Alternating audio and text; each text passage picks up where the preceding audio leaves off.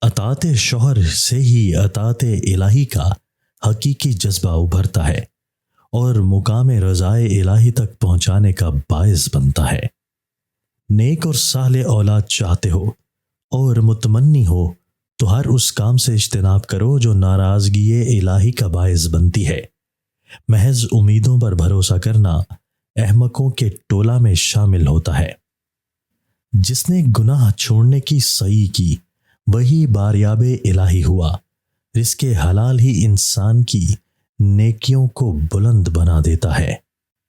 اپنی جان پر اتنا بھی بوجھ نہ ڈالو کہ تم چل بھی نہ سکو اور کمر توڑ بیٹھو اور منزل پر بھی نہ پہنچ پاؤ۔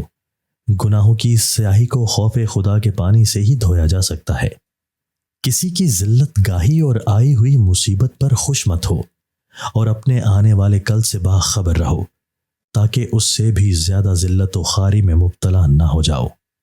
نیک کاموں سے پیچھے رہنے سے بہتر ہے کہ تم برے کاموں کے پیشوا نہ بنو۔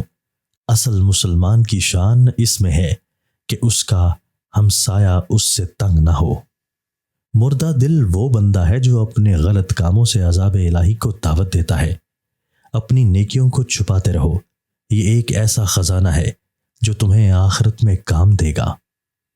مومن عورت وہی ہے جو دوسرے کی بدی اور اپنے احسان کو کبھی نہ بھولے۔ کسی بھی کام کو نہ تو سہل جانو اور نہ ہی مشکل ترین۔ ہمت اور ارادے کے سامنے ان کی کوئی اہمیت نہیں۔ اچھی سیرت برائیوں سے بچنے کا نام نہیں بلکہ ذہن میں برائی کرنے کی خواہش تک پیدا نہ ہونے دینا ہے۔ ایسا وعدہ مت کرو جسے نبھا نہ سکو، ورنہ ذلت تمہارے مقدر میں ہوگی۔ جن چیزوں کی انسان بے قدری کرتا ہے اپنے وقت پر وہی ضرورت زندگی کا جز بن جاتی ہیں۔ وہی عورت نیک اور شریف ہے جو سب سے زیادہ شرم و حیا والی ہے۔ آڑو کو چہرے پر رکھیے، چہرے کے کیل 20 منٹ میں باہر نکل آئیں گے۔ دوسرے کے علم سے اپنے علم کے چراغ میں تیل ڈالتے رہو، ورنہ تمہارا چراغ بجھ جائے گا۔ متکبر سے لوگ خفا ہوتے ہیں اور متکبر سے اللہ خفا ہو جاتا ہے۔ تقدیر اور قسمت سے شکوہ کرنا اللہ سے شکوہ کرنے کے مترادف ہے۔ جو بھی مقدر میں ہو اس کو بخوشی قبول کرو اور اپنے اللہ کی رحمت کے حقدار بن جاؤ۔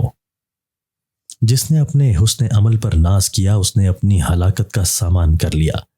متکبر وہ ہے جو مخلوق سے وجاہت و مدحت سرائی چاہے۔